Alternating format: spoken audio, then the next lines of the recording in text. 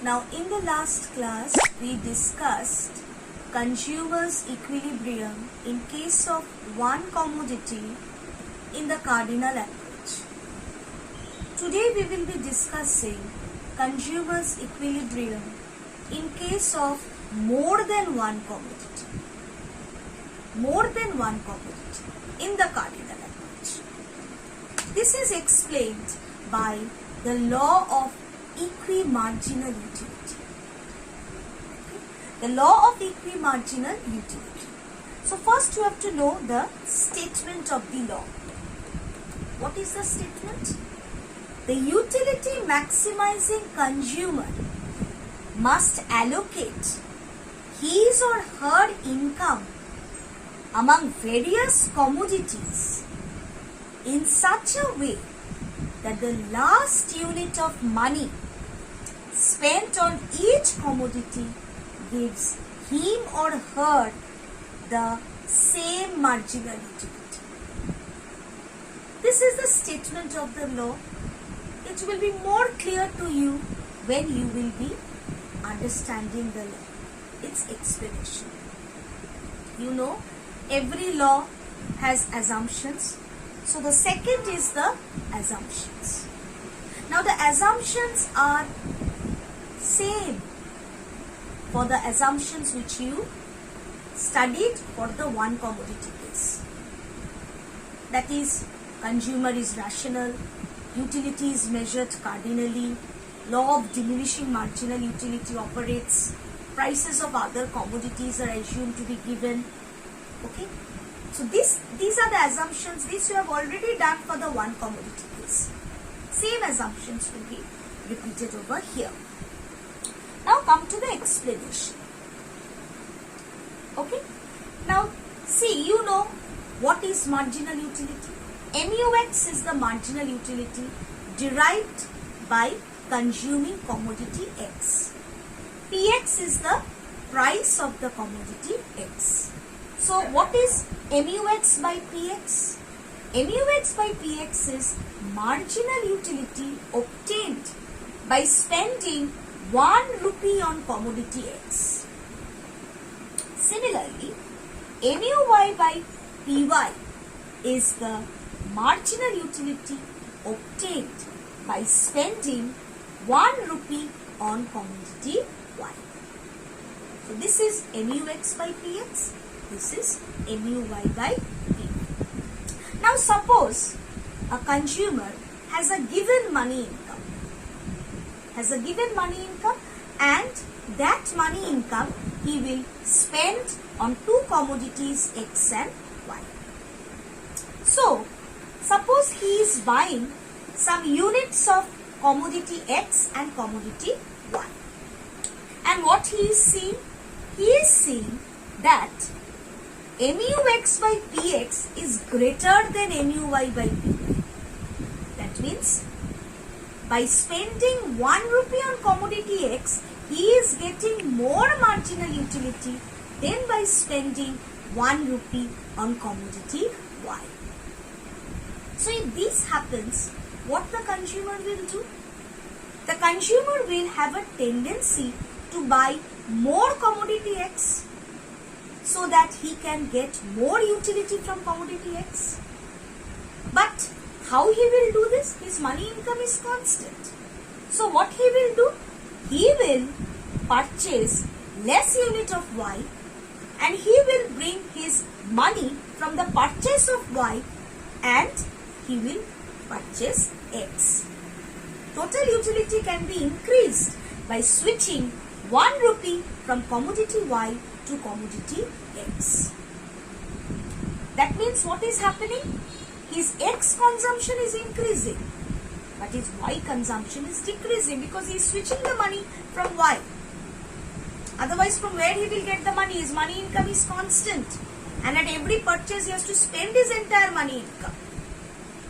This was our assumption. So, what he has to do? He has to purchase, in order to purchase X more, he has to reduce the purchase of Y. And as a result, what will happen?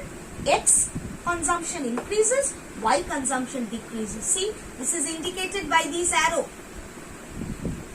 And you know law of diminishing marginal utility is operating. So if X consumption increases, according to the law of diminishing marginal utility, MUX will decrease. That is, marginal utility obtained from purchasing X will decrease. And here what will happen similarly? Y is decreasing.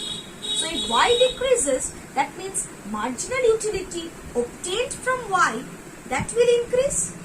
According to the law of DMU, that is diminishing marginal utility. In the assumption we have said that it is based on the law of diminishing marginal utility. So like this you see, process of reallocation will continue.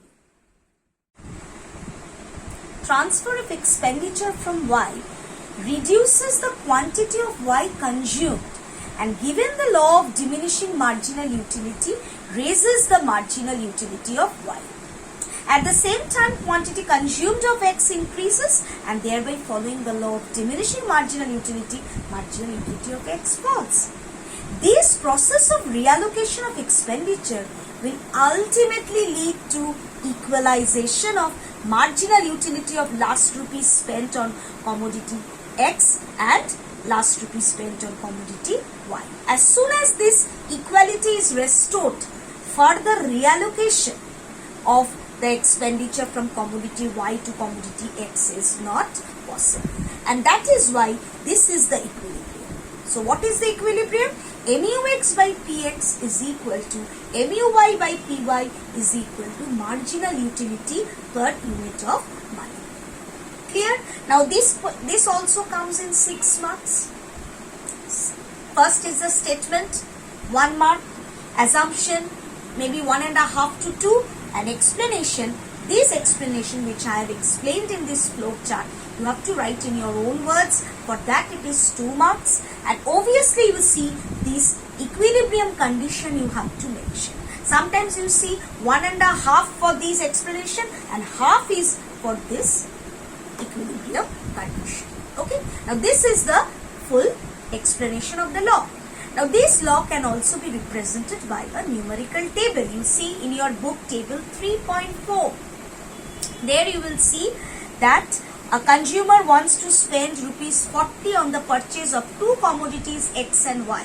The marginal utility schedule is given to you, that is MUX and MUY is given to you, and also the prices of X and Y is given, that is price of X is 5, price of Y is 10.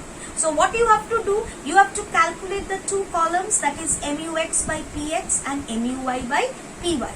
And then you have to see which combinations is giving MUX by PX is equal to MUY by PY.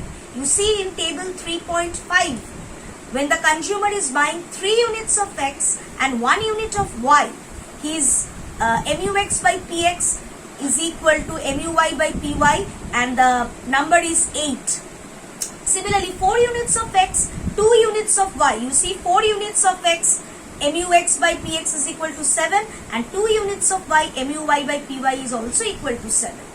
Then the third combination, 5 units of X and 3 units of Y. 5 units of X is giving MUX by PX is equal to 6 and 3 units is giving also MUY by PY equal to 6. Like this way you have to calculate the combinations where MUX by PX is equal to MUY by PY.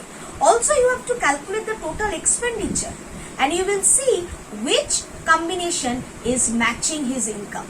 You see in our table combination 1 income total expenditure is 25, which is less than his income 40. So this will be not his purchase. His second combination will be purchase because this is exactly matching his income 40.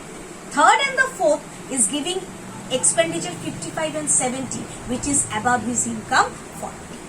So like this you see a table can be given to you and you can be asked to find the point where the consumer will be obtaining maximum satisfaction by purchasing the 2 commodities X and